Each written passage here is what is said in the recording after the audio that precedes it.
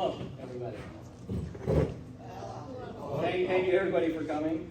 This is a lot more people than I was expecting, and it means a lot that you all showed up. So, with that, I'm going to start my presentation, and I've called it Mystery in the Great Beyond, a bird's eye view of thru hiking.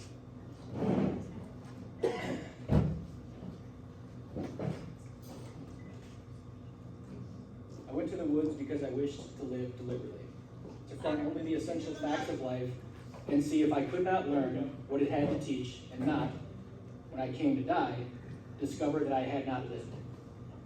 Henry David Thoreau. Thanks, brother. My name's Larry. Some of you know me as Hiker Larry, and in certain remote areas of the country, and by only a small few, I'm known as Bird. And it's the stories from these remote areas that I want to tell you about. I've walked over 5,500 miles of trail across the country in less than 2 years. And I think when you walk that far, you gain stories that are worth telling. I chose that quote from Thoreau because I believe it encompasses so much of what it means to do a long-distance thru hike. To live deliberately and within endless moments of self-discovery are two core experiences of a thru hike. And what is a thru hike? The textbook definition of a thru hike is to walk the entire length of a long-distance trail continuously from end to end.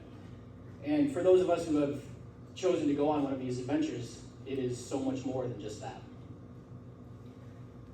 I began my first two thru hikes at the southern border of the US and Mexico, and I completed them at the northern borders.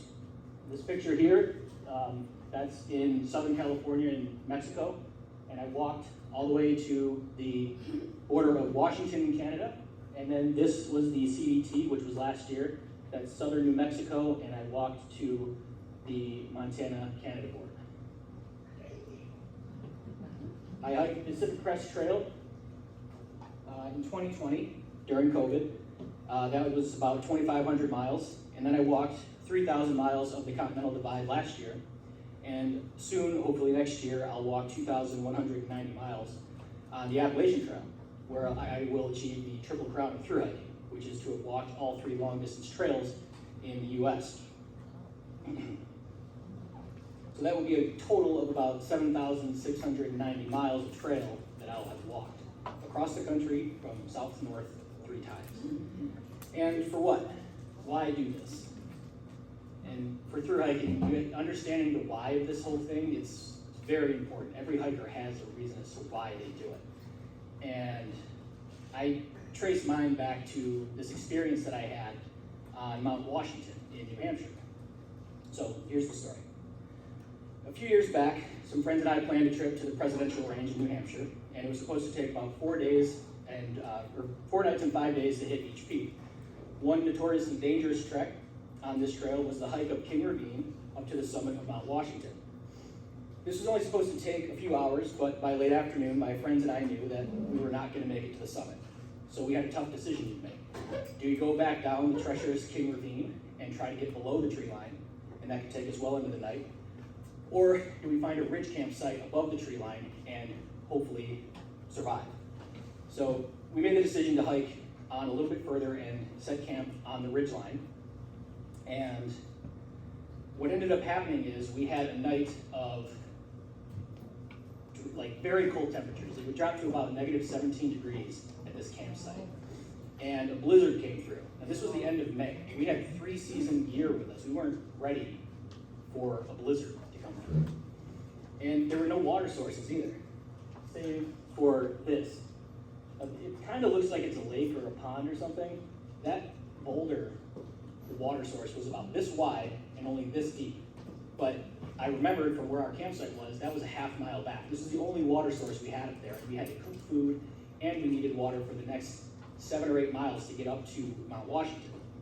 So my friend and I went back, we got our water source, and we ended up having this very nervous, very cold night where none of us really slept. The wind was pounding our tents down, and it was a very tough night. So after all that, we wake up the next morning, we take down our camp, and we're beginning our ascent up to Mount Washington. And this powerful gust of wind came by, and it blew me over. like I was on the ground, and it was incredible. I was in awe of what Mother Nature could do. I'd never felt a force that powerful before. But I was fine. I didn't get hurt. I was just on the ground. So I put my trekking pole on the ground, and I look towards the snow, trying to find the trail. And I stand up, and I finish the trek out. We had barely made it to the summit, and the wind was still punishing us, and we all made it. But upon first arrival, the summit's facilities were all closed. There was an observatory up there with like a restaurant, but everything was closed up.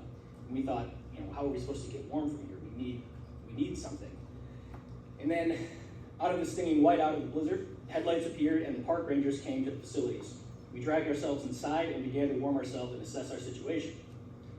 2 of my friends had mild frostbite on their fingers, while the rest of us were just shaken after the whole ordeal.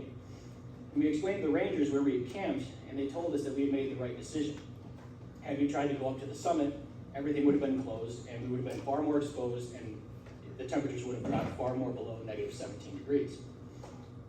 And this is kind of an interesting sign. This is just before the ascent up King Ravine.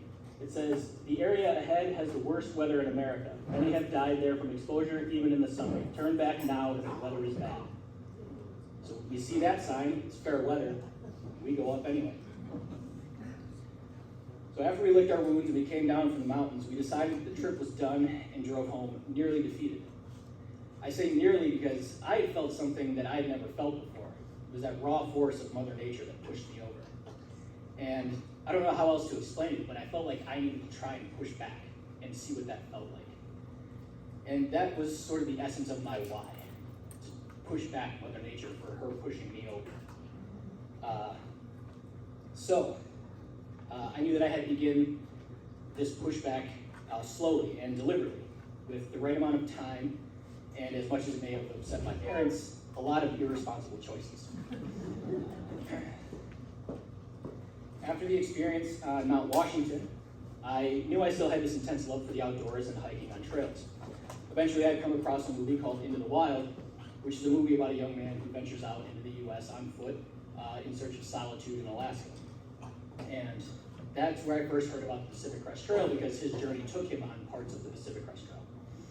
So from that, I learned that the PCT has over 2,600 miles of trail to walk in a northern direction, and I'm like, well, I need to try that. I want to see what that's like. And through all that, it kind of opened up my world to what thru hiking is. And these are just some of the books, and these all have movies based off of them as well. Into the Wild, and A Walk in the Woods. Very inspirational stories behind each. They have a movie and a book that goes with them, and I would definitely recommend these if you're interested in reading more about them. So now that we understand the why of the whole thing, and why I was inspired to attempt it, it's time to prepare. And I can break down the preparation for these thru hikes in 2 categories. You have to prepare mentally, which, when it all comes down to it, hiking that kind of distance, it all comes down to the mental game. But you do need to be in somewhat physical shape, which the trail will beat you up into shape. If you're in no shape at all, it'll get you there. So, I abandoned normalcy. I resigned myself to the commitment of abandoning normalcy, which, if you've spent any amount of time with me, you know that I have lived in a way that says I'm not normal. My dad said it best when I was younger. He says that I march to the beat of a different drum, and I think that's a really good way to describe how I live. Spending months on trails and in the mountains, it's just not a normal life, so you have to be okay and comfortable with just, that's not normal.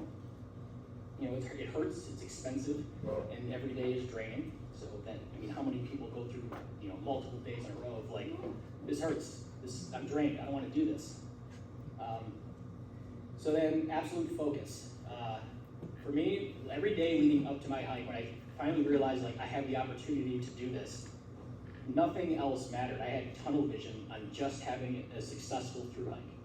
So every day I'd wake up, and every decision I made was, is this going to help with my hike? Should I buy this thing? No, I shouldn't buy that thing because that's a night in a hotel or that's a week's worth of food. So my whole world was changed because I was so hyper-focused on this one thing. And another part of the mental aspect is accountability. And a lot of hikers that I've met haven't really talked about this point. But I would tell people like, hey, I'm going to go do this thing. I'm going to leave on this day, and I'm going to be gone for this long.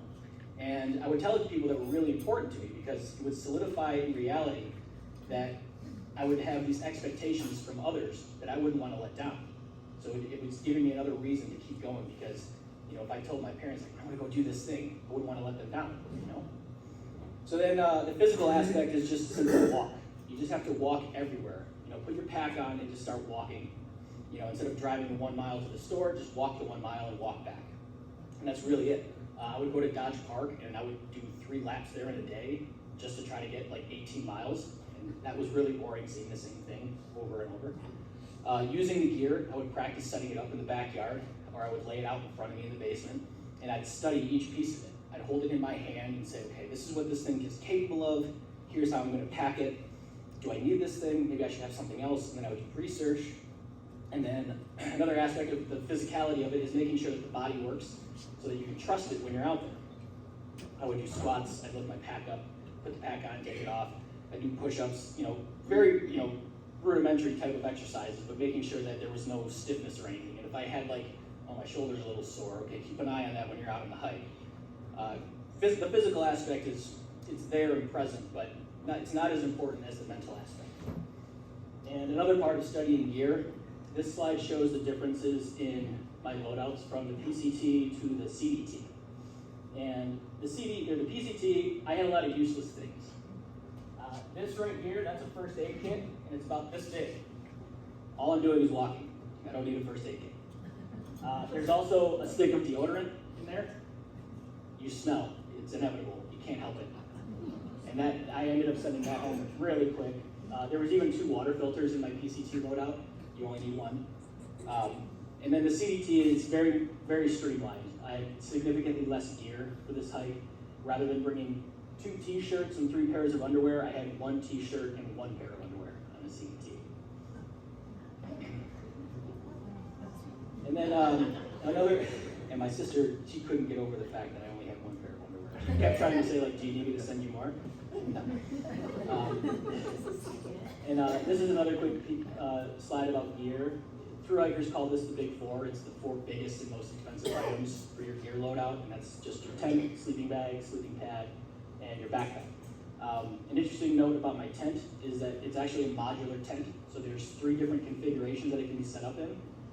This is the full configuration, so I get a rain cover, a bug net, and ventilation, which helps with condensation. But you can also just set up the rain fly or just the bug net. And it's also a trekking pole tent, which means that my trekking poles double as the poles for the tent that hold it up. And then clothing, I'll just say that my jacket here, these pants, and that gray shirt all survived both of my thru hikes. So that's 5,000 plus miles. The shirt that I'm wearing in that, I'll actually be wearing when I hike the Appalachian Trail. It's by a company named Jolly Gear. This shirt itself is definitely designed with thru hikers in mind.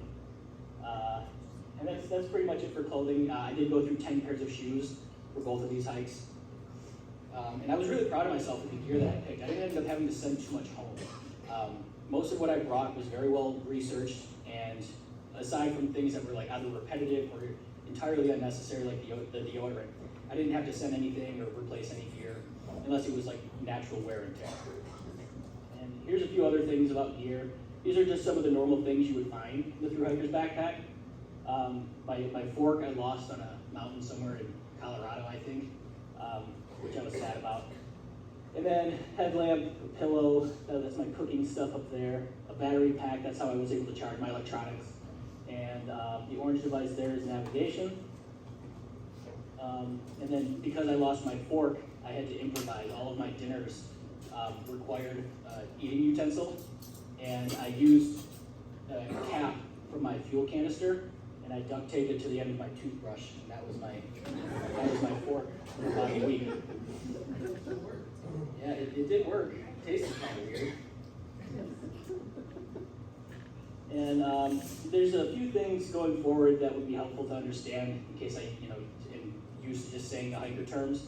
But trail names, you get your nickname on the trail. Most hikers are all about them. It's kind of like a badge of honor when you've got your trail name. It means you've had an experience on the trail, or you've met somebody that saw something in you that expressed a nickname. Mine was Bird, and the way that I got my my trail name was. I was hiking with a girl named Mama Cass, and she kind of put a few things together, and she's like, you got a lot of bird tattoos, you're pigeon-toed, and your first name's Larry. So you're just Bird. So Larry Bird, all the bird tattoos, all that. And I loved it. I thought it was great, because I do love birds. That's how you get a trail name. A zero or a Nero. A zero, you hike no miles. And then a Nero is you hike some miles. And my rule of thumb for Neros is anything less than 15 miles. Let's see. Nobo and Sobo, that's an important one. Nobo is northbound, Sobo is southbound. And there's this interesting rivalry between the two because some people will start in the north and hike south. For me, I hiked in the south and went north. A northbound hiker will say that a southbound hiker doesn't have the right information about what is ahead of them, and a southbound hiker will think that a northbound hiker has the wrong information as well. So it's sort of a playful rivalry. So if you meet somebody who's southbound and they tell you like, oh, here's what you can expect on the trail, when you walk away from that person, nah, that ain't right. They don't know what they're talking about. Another one is flip-flopping. A good example of this is in New Mexico on the Continental Divide. There was a forest fire that pushed a bunch of hikers about 250 some miles north. And instead of hiking into the San Juans too early, where there was a snowstorm, they decided they were going to go north to Wyoming and then hike south. So it's just a hiking strategy. Instead of just continuously going north, they would flip-flop their direction and hike south or north. For me, that was never an option. Flip-flopping doesn't exist in my book. My eyes are set on north. So if the adventure closed down part of the trail for me, and I had to navigate around it, that means I didn't hike that section, and I would just keep pushing north. The flip-flop strategy just seems like it takes too many logistics and too much thought, and can be kind of expensive, so it wasn't for me.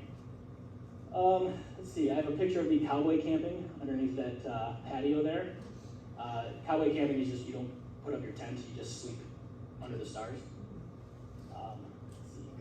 Hiker yard sale is a good one. I'll have a picture of that later on, but if you have a wet morning and all your equipment's all wet, later on in the afternoon when the sun's out, you lay all your stuff out, and if you're with multiple hikers, it looks like there's hikers there having a yard sale because it's all laid out on the ground. And then navigation, this is kind of important. We use an app called Far Out, and it gives you an elevation profile, and you can see that there's icons as well. These icons all have user-generated comments that can tell you the situation of whatever's happening in that area. So for us, it's mostly the water icons that we pay attention to because other hikers have gone there and said, there's water here or there's no water here, and that helps you plan your day out. There's also useful information about the towns that you can get to and from. Sometimes trail angels will put their phone numbers there, and you can call them and they'll come pick you up and bring you to town. Gaia and Google Maps were really great because on the CDT, they describe it as a choose your own adventure trail. There's a lot of alternates and a lot of different ways that you can navigate the CDT corridor. And they're not always going to be marked on Far Out. So I would use Gaia and Google to navigate me around parts where the trail wasn't marked on Far Out. So we have all this information now, and we're ready to start our hike. And what's it like on the trail? This is what it is like on trails. It's a lot of hikers sitting around charging their batteries at towns. This picture here, that guy's name is Flo. A funny thing about him, he decided to hike the Pacific Crest Trail 2 weeks before starting. I started my preparation for the PCT a year in advance. So this guy just was like, I'm just gonna go do it. And the funny thing is that pack that he just bought, it was too small for him, and he hiked the whole trail with it anyway. He just didn't have any other information about it.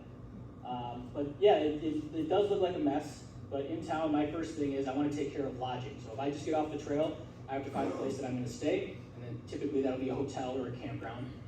And then I will start getting my town chores done. So that's doing laundry, getting my resupply, whether that's from a grocery store or the post office. And charge my electronics. You can see in this picture up here with all the food laid out, that's what a typical resupply would look like for me on the Pacific Crest Trail because I did eat these dehydrated backpacker meals every night. I didn't do that so much on the CDT because those things are kind of expensive. But yeah, tuna fish, breakfast bars, caffeine drink mixes, that would be like a typical loadout for a resupply before heading back to the trail.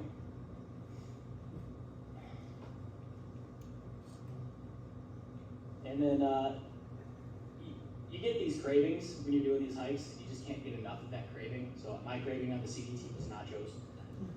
If there was a restaurant and they served nachos, I was there twice a day. And then that's a good example of a piece of equipment on that right where it says CDT hiker to trail.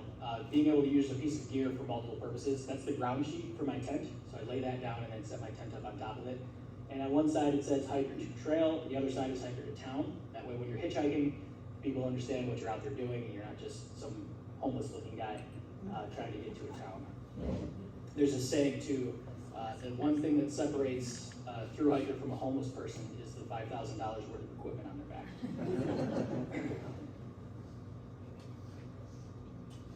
And then I wanted to talk about two really important environments that take quite a bit of understanding and experience to hike through. First I'll talk about the desert, and then I'll talk a little bit about the mountains. But on the PCT, the desert was just always hot. There was no escaping it.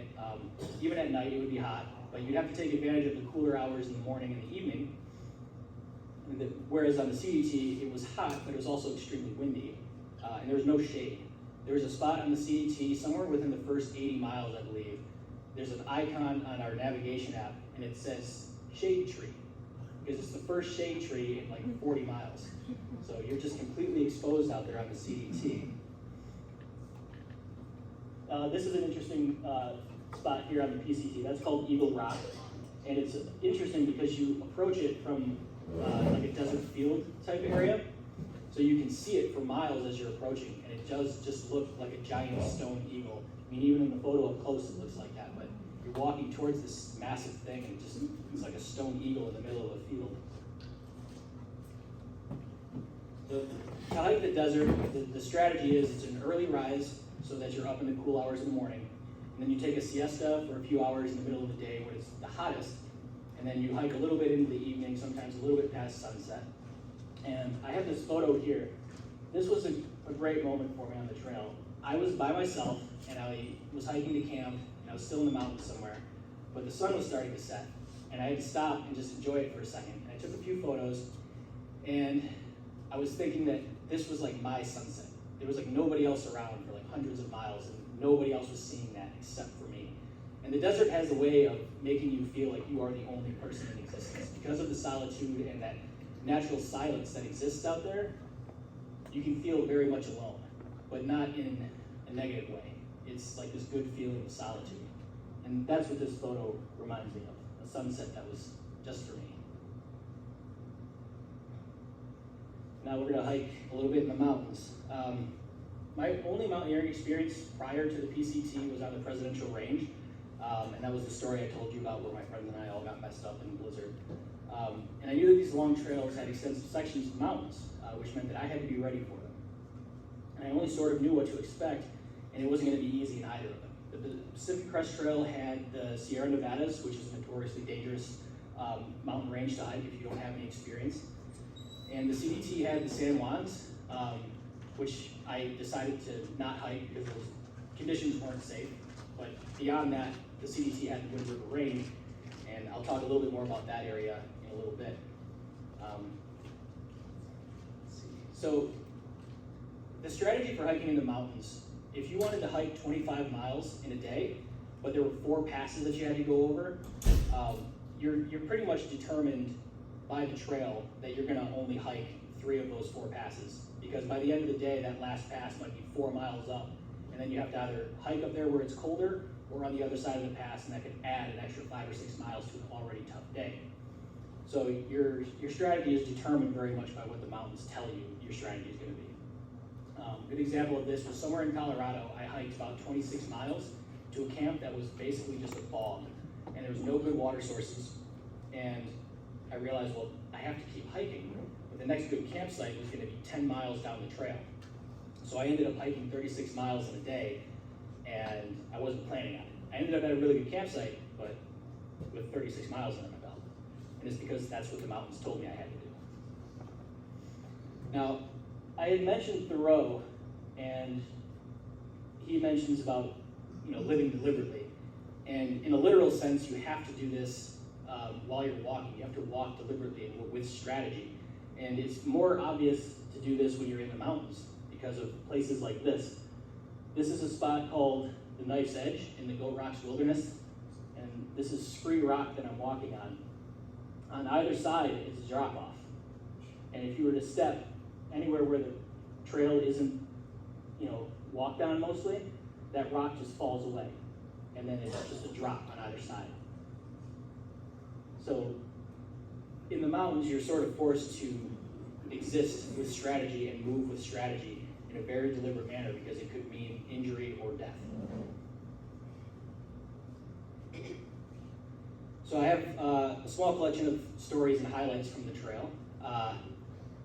The first one is 40 miles in the Mojave and the mountain lion. I was near the end of a very long day in the Mojave, and I get to this cabin that was all locked up, and it had a spring there. So there was my water source, 26 miles already. I could camp, but there's this weird vibe in that whole area. I could have camped there. There's plenty of areas to camp, but something about that spot said, you shouldn't stay here tonight. So I was like, all right, I'm gonna listen to that.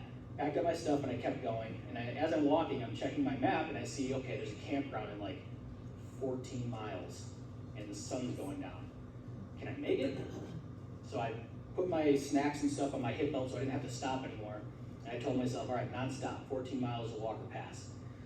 So I'm walking, the sun's down, I have my headlamp out, I have Metallica playing from my phone so I can scare away any critters. And as I'm walking, I look up and I see this boulder. It's like 13 feet tall, and there's a set of eyes on top of the boulder, and then they disappear behind the boulder. And I was like, okay, that was probably just a raccoon. Yeah, it was just a raccoon, just keep going. And I keep going, and I'm approaching the boulder now, and the eyes come back onto the trail, and my brain's like, that's a mountain lion. And it was right there in front of me, but I was too exhausted to stop or even react. So I just kept moving, and I think me stomping on the trail and moving scared the mountain lion. He jumped and then took off into the bushes to my right, and I just tried to put it out of my mind, and I could hear it. It followed me for about a mile or so, and I'd look over my shoulder, could see its eyes still in the bushes, and eventually it just left me alone. But I made it to camp, and it was a 40-mile day. I was about to cook my food, and I laid down, and I was eating my gummy bears, and the next thing I know, it's morning. And I've got like a whole chest full of gummy bears scattered around my camp. So that was the Mojave mountain lion experience.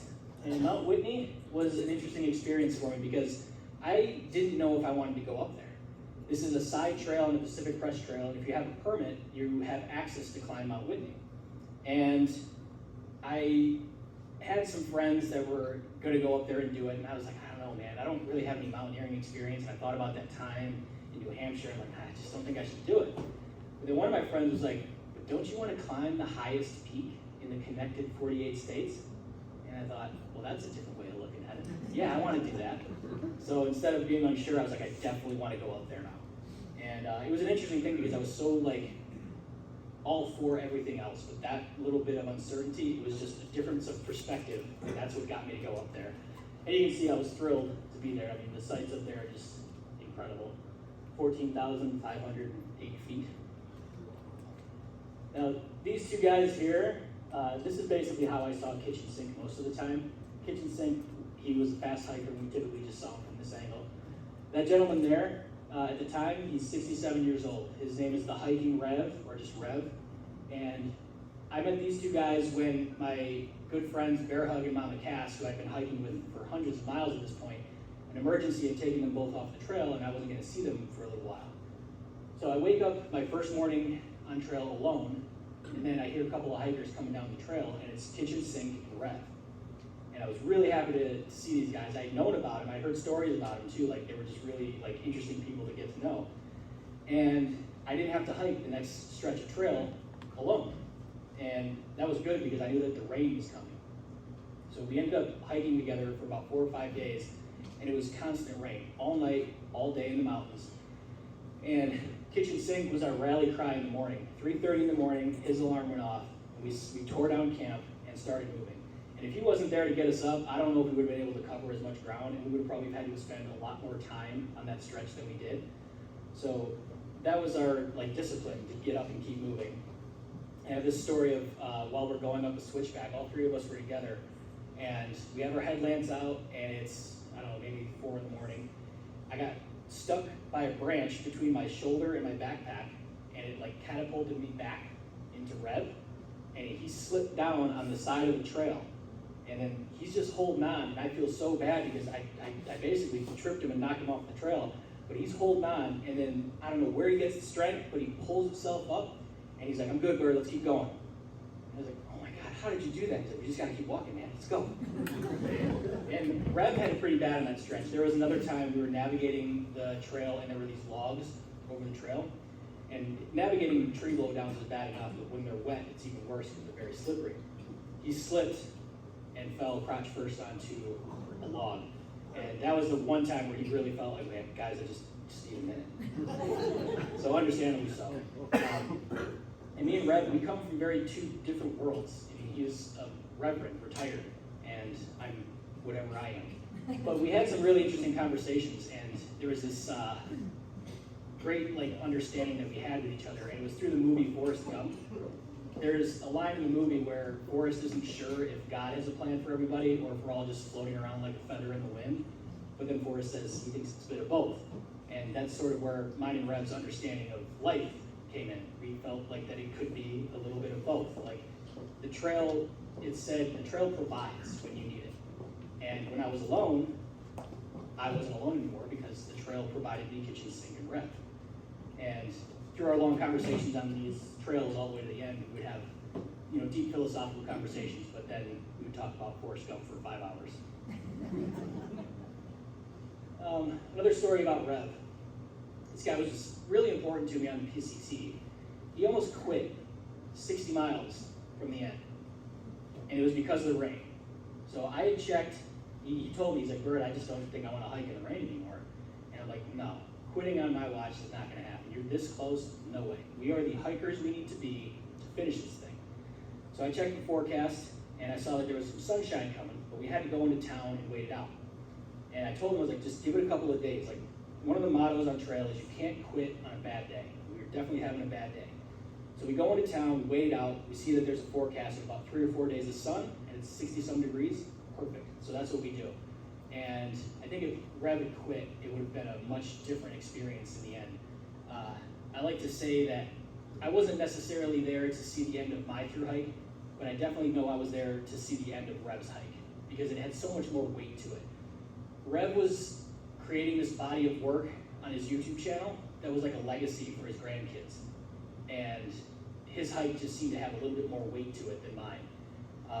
So when he came around the bend at the northern terminus, I told him, like, I'll grab your camera, I'll film it for you. And when I finished, it was just, okay, I'm here, I did it. I mean, I was filled with emotions, there was a lot there, but when I saw Rev come around that corner, his clothes are all worn out, he's got his gray beard, he just almost buckles over, and he's like, Bird, my camera. And I run over and I get it, and he stumbles over there, he is just dripping tears. He puts his hand on it, and everybody else that was there was just silent. Nobody said a word, because this heavy moment for this guy was happening. And I like to think that I was there for that, to witness Rev's finish. Now the Gila River, this was on CDT. So this was a couple of weeks in that this happened. I was crossing a river and I was wearing my water shoes that I brought with me. And I put my foot down and there was like a rock or something. When I put all the weight onto that foot, I felt a snap and then a shooting pain, and then what I could only imagine in my brain was just something breaking. So I was like, oh, that ain't good. I'm a few weeks into this hike and I break something.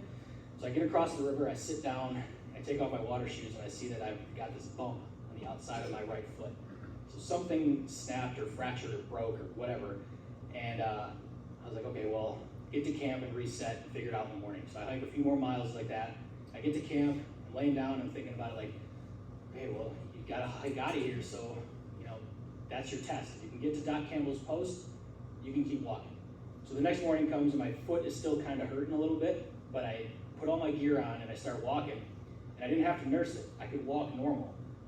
And I like to think that because I was pigeon-toed, it sort of helped keep the weight off the outside of my foot. Because when my foot strikes the ground, it hits and then curves in. Because I could walk, and if I put pressure on it, like in any other way that was unnatural to my walking stride, it would hurt. But other than that, I could keep going. So I kept walking, and I think I was walking, a few thousand miles with a possibly broken foot. And this is the camp that we set at right here. And these are the spires in the Gila River. I compared those to if kings had crowns in the natural world, like if mountain kings had crowns, the Gila River is the place that they were made.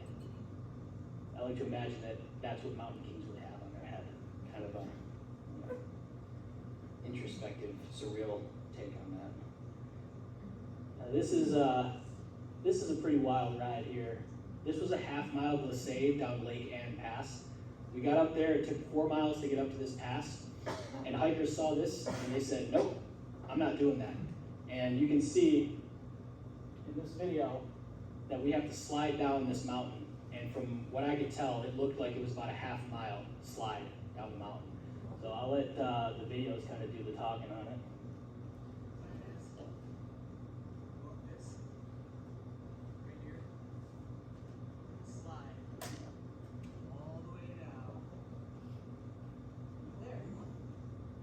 So the chute ends somewhere in that area there. But to get into where everybody was sliding, you could be there, like you could walk out a little ways, but to really commit to the slide, you had to jump into the chute. There was no getting on your butt, shimmying in, and then going. You're about 2 or 3 steps away, and you have to jump in, and then you start sliding. And that was super sketchy. One guy went out there and just did it, no problem. And then another guy followed him, and he was all like shaky, and I'm trying to like yell advice, and he comes back, he's like, you know what, man, you just go, I'll see how you do it. And the next video is me going down. That's me up there, that little spot. And it takes me a while to get in there. Yeah, I was wearing my micro spikes when I did this, I don't know why. But there I go, and I'm going down pretty quick. Now I learned this trick. You can take your trekking poles and shorten them to their shortest position, and you can use those as almost like brakes. So if the speed got too out of control, I could dig myself in and self-arrest if I needed to. There was a point on that slide down where I was just like, nope, and just lifted them up and cruised all the way down. And then there's a big bump right here. That one kind of knocked me silly. Right there. That one kind of hurt. So yeah, that was Lake Ann Pass. There were a lot of hardcore hikers that got up to that spot and they just quit. They went and did a different hike. Yeah.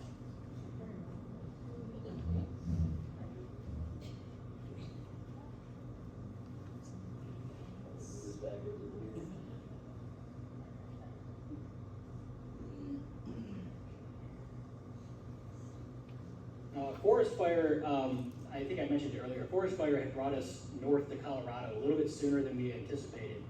So I ended up having to spend about 6 days in a town called Chama to figure out like what I was gonna do. A snowstorm was coming to the South San Juans, which was gonna make the already dangerous mountain range even more dangerous. And that's what forced me to decide on taking the low route. And I say low route, but you're still in Colorado mountains. And luckily, my friend Cash, that's him right there, he decided to join me on the low route. And he was actually another hiker that, man, if I hadn't hiked with him, there was probably a few spots where I might have slid down the side of a mountain. He had a little more mountaineering experience. He was from Kamloops, British Columbia. And he taught me this trick where you can jab your trekking pole into the slope of the snow, and then you put your foot on the inside of that from the slope, and then the trekking pole stops your foot from sliding. Before that, I just was kind of sliding all over and hoping for the best when I got past the snow. But he taught me that, and it ended up making me a stronger and faster hiker on those very dangerous snow traverses. And that photo there is a good example of a hiker yard sale. We just got a bunch of our gear out, drying in the sun. And on that day, about 20 minutes before that, trail angels who had heard about hikers going the low route decided they were going to drive through and help hikers out with cold drinks and snacks. So somewhere in the remote mountain roads of Colorado, there was a couple just helping out hikers as they saw them. And then this is what it looked like in the low route. Imagine being up in the mountains on that with the snow coming. It would have been much colder and much windier. And then this is the Great Basin of Wyoming. This was a really crazy part of the Continental Divide Trail because it's just open and flat. If you're out there hiking, you are the tallest thing for miles. So there was stories of hikers that went out about 2 days before me into the Great Basin, and it was during a lightning storm. And if you're the tallest thing in a lightning storm, the lightning's gonna be attracted to you. One of them had shown me a video, they were actually crouched down on the trail, just covering themselves as the lightning storm passed. Interesting things that I saw out there, that is a wild horse. Nobody owns that horse. It roams the Great Basin all by itself and probably has a few other wild horse friends. I saw rainbows over my campsite, and incredible cloud formations, and just the overall vastness of the Great Basin is incredible to see. There's just nothing there for miles of flat, open desert. And this is what the gateway to the Wind River Range looked like, which was probably the most dangerous part of the Continental Divide for me. I'll show you how these, another example of moving deliberately and with strategy. So it's kind of hard to tell in these videos, but the ground is 15 feet or so below me. So if I was to fall in this mess of trees, I would be underneath 15 feet of blown down trees. And you can see I'm moving in one direction, and then I had to pivot and move in a different direction because that's the safest route. And at some point the blowdowns stop and you're having to reorient yourself and find the trail by going cross country where there is no trail, pushing your way through trees. And this was a difficult maneuver because my pack was so wide because of my sleeping pad. I'd have to push, and then my sleeping pads would bend and get stuck. And you can hear me grunting. Like, it was very difficult to do. But that was the gateway to the Wind River Range, and I think that was a really good example of what was to come. Because the Wind River Range really was a place that took all of the backpacking experience that I had to navigate safely. Let's see.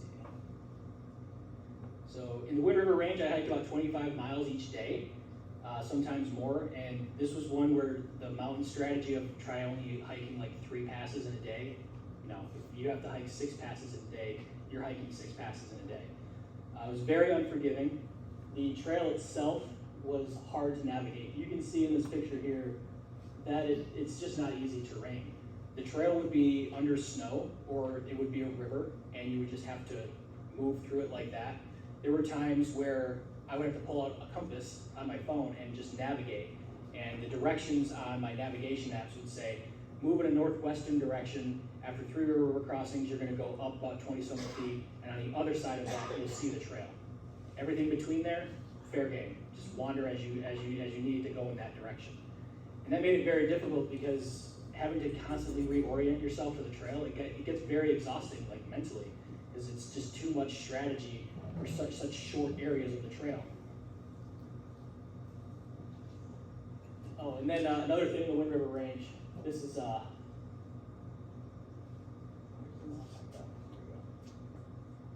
this is what the mosquitoes were like because we were there in July.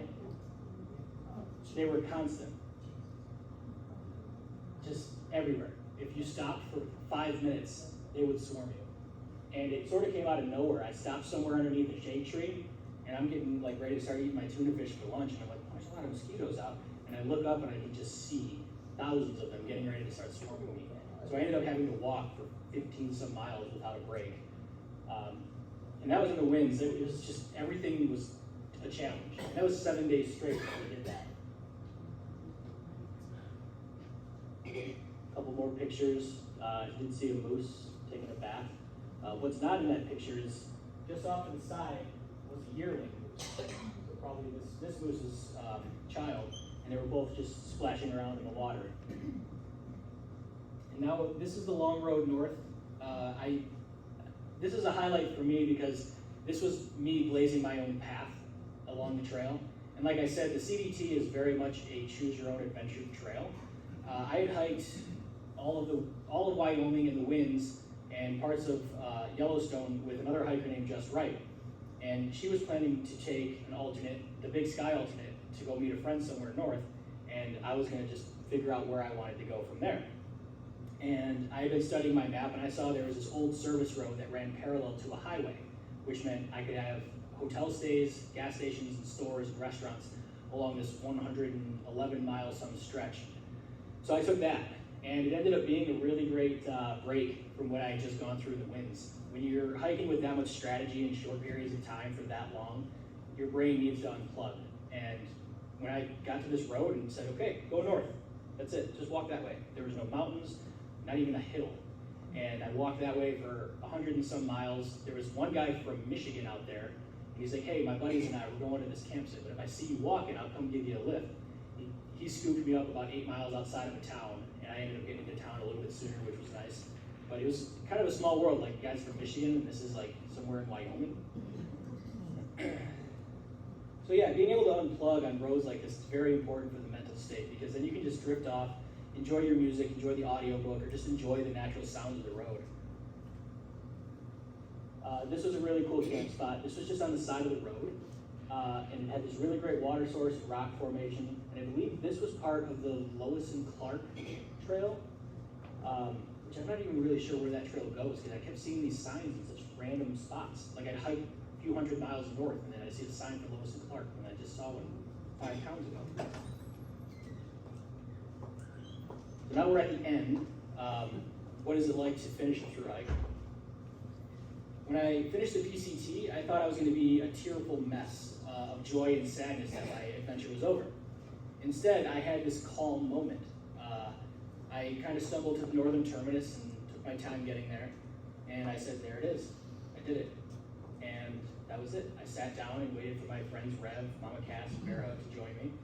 And I just sat there in the quiet, staring at the northern terminus, staring at the US-Canada border, and I was fine.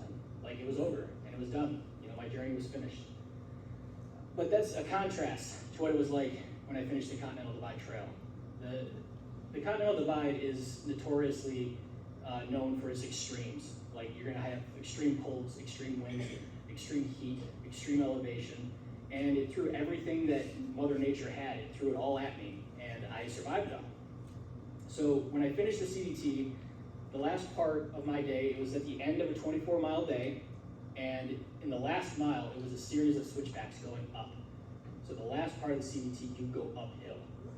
And that's not how I want to finish a hike. But my mentality was a lot different. There was this eagerness to ascend to the CDT's northern terminus that wasn't there on the PCT. It was like the CDT was pushing me like Mother Nature had done on Mount Washington. And it was our forces kind of coming to a head. And instead of me being pushed over, I was feeling like I was pushing back because nothing could stop me now. So when I had this epiphany of like, this is it, this is that pushback, this is what you've been going for, it was a beautiful moment. I had my eyes focused on the trail, my trekking poles are moving up, and it was another moment of whatever kind of hiker I was in that moment, that was the one that was gonna be able to push back against that force of Mother Nature. So when I got to the end of my CDT hike, I was very fortunate that Mama Cass had driven out to see me finish. My good friends Hot Rod and Peaches were there as well. That was an older retired couple. They were farmers from Kansas, and they decided that they were going to stop their hike on the CDT after like 1,500 miles, and then sort of travel north, meeting up with me in random cities, which was fantastic because familiar faces and towns, especially at the end, it was a really good feeling. We had a small celebration at the terminus, and then we all went back to town, and we had dinner there. I did meet a hiker named Tin Man, and this is another interesting story of interaction with hikers. His name was Tin Man because he was like known for being sort of emotionless, I guess. He was former military or something. But all my interactions with the guy, he definitely had a heart, right? So it's strange that he has this Tin Man trail name. And my partner CK, she gave me this gold heart that I wore on my hat. And I had it with me for the entire trek. And I thought, how many times do you get the chance to give the Tin Man a heart? So we were having dinner, and he's definitely one of those guys, like, don't make a big deal about something like that. So we're all having dinner, and I took the pin off, and I was like, I'm not gonna make a big deal about Tin Man, but you don't get to give the Tin Man a heart every day. So I gave that to him. You could see in his eyes, he almost broke down. So I didn't quite get him to cry, but it was right there. So, after 2 long thru hikes, this is what the pushback looks like. It's thousands of miles of trails and road over mountains and through deserts and across rivers. And I can see myself digging my trekking poles into the ground. And instead of Mother Nature pushing me over, I take steps forward. pushing with everything that I have against the wind and through the snow, over the mountains, and across rivers and through deserts. I move forward, my eyes fixed on the horizon, trying to discover the mysteries that lie in the great beyond of not just the trail, but within myself. Thank you.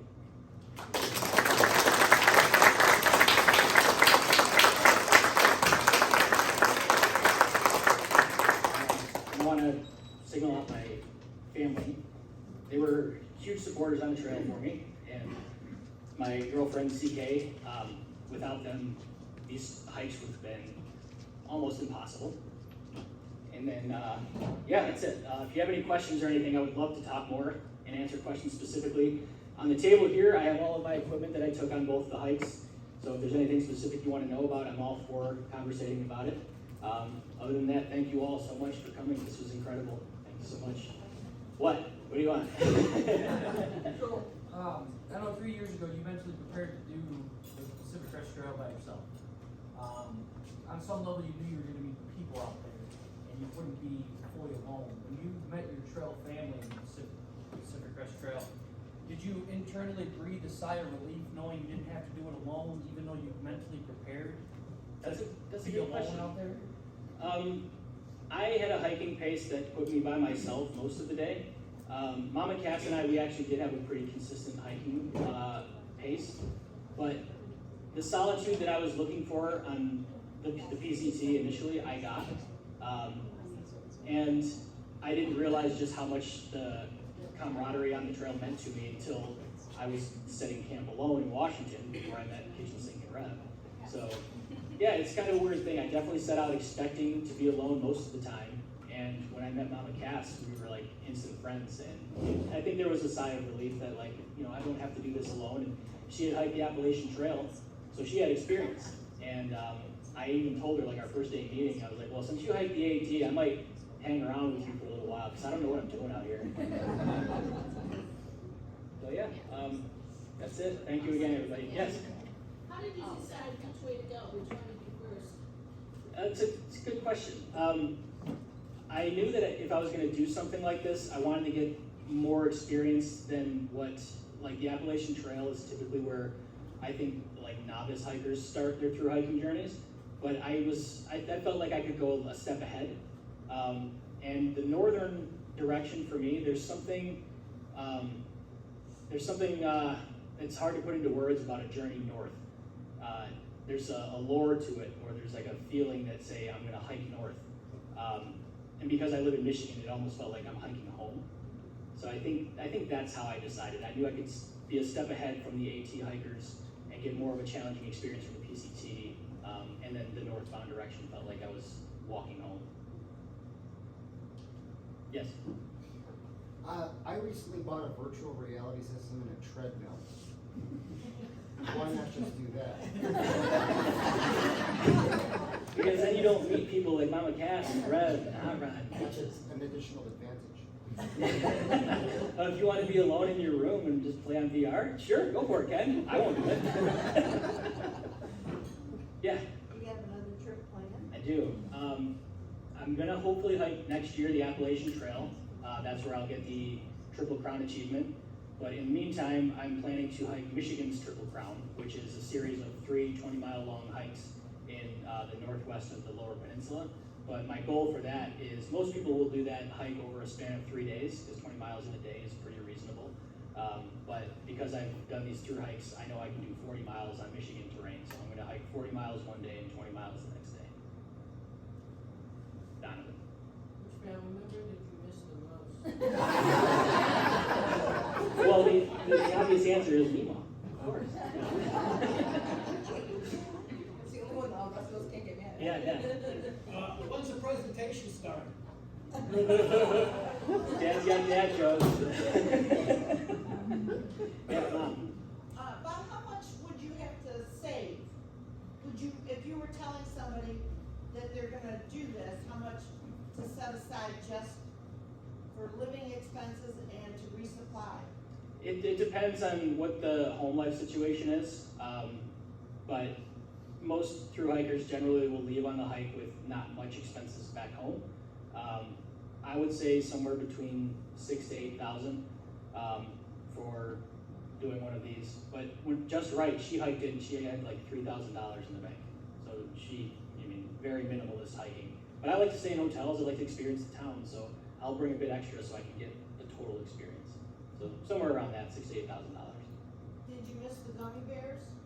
The On the, second hike? on the CDT, I had these sausage link things. That was like my main trail snack.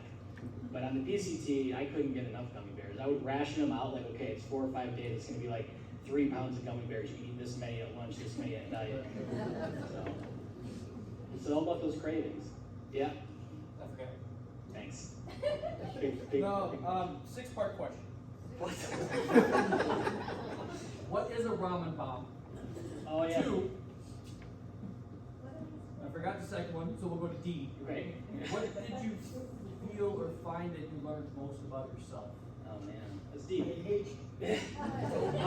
So your first, What's a ramen bomb? yeah, the first question is, a ramen bomb is a thru hiker dinner, lunch, breakfast, whatever you want.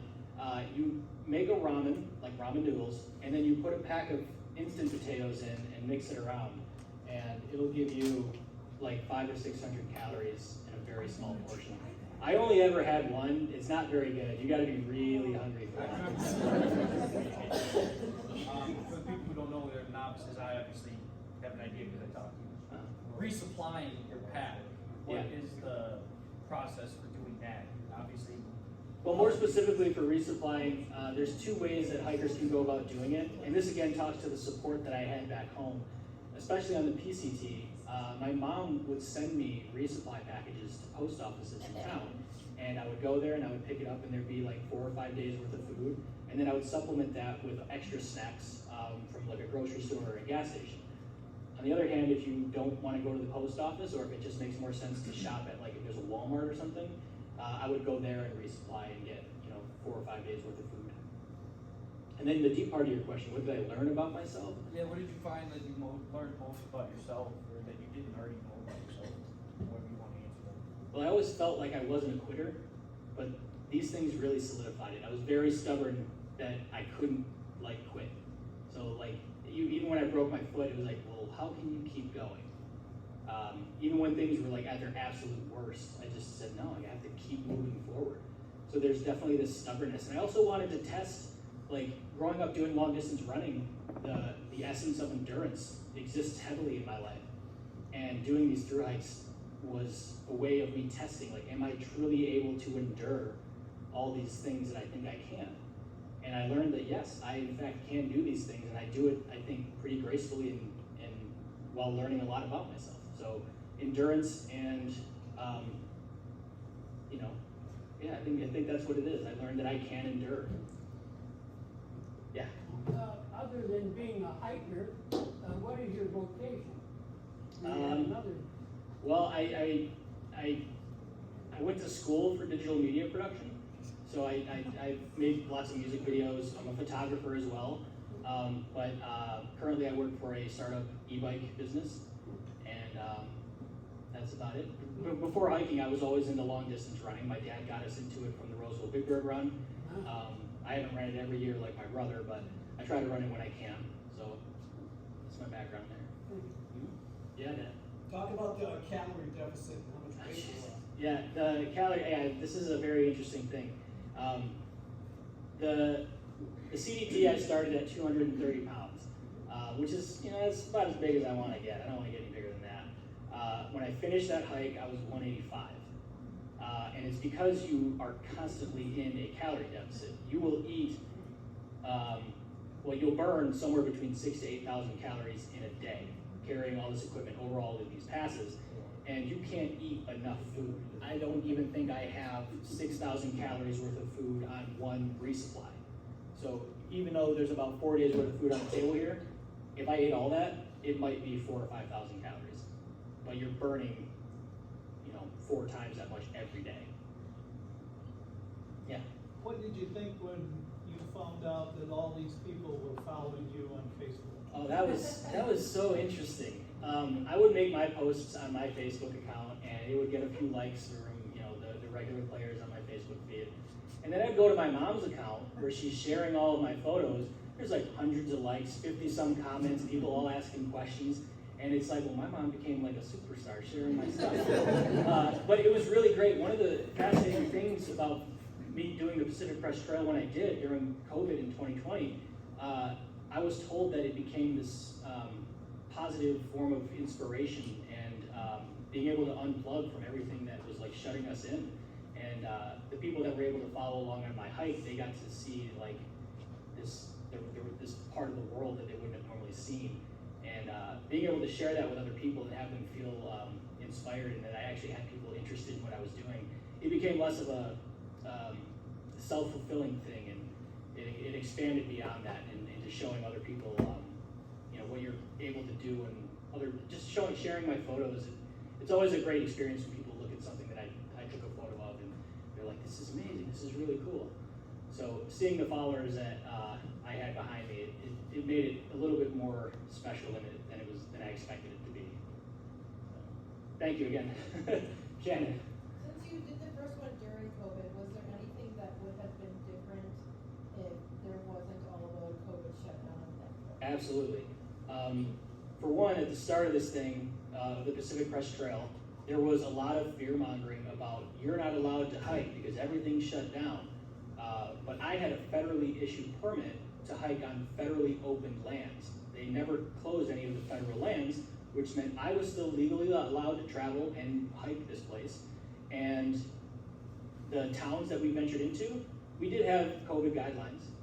There was significantly less hikers on the trail that year, so this was like a once-in-a-lifetime opportunity to hike on a place that typically sees 6,000 to 7,000 hikers a year. We found out near the end that only 700 and some hikers actually attempted the PCT that year. So even though I was lucky enough to find a trail family, there was almost nobody between us. And if there was, they were hundreds of miles south or north of us.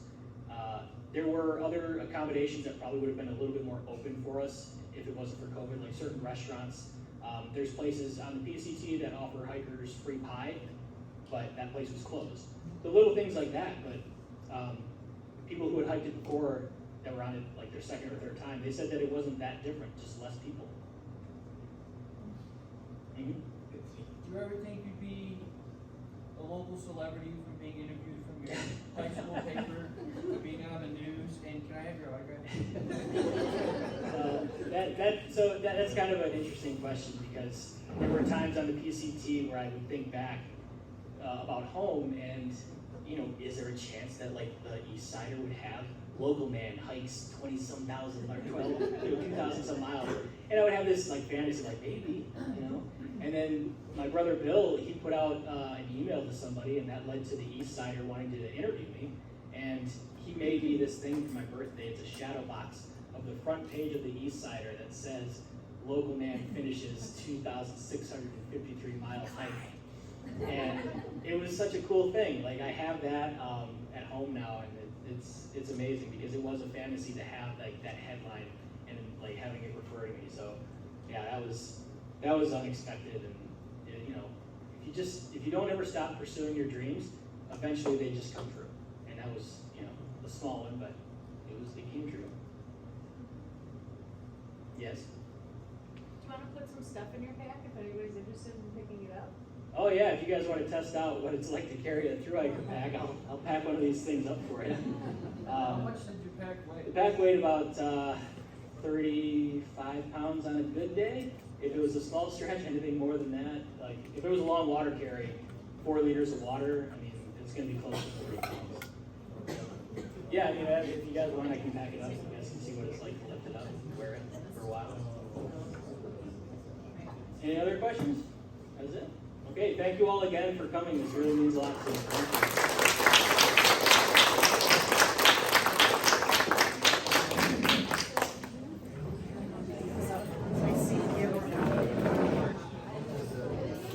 Did you do it?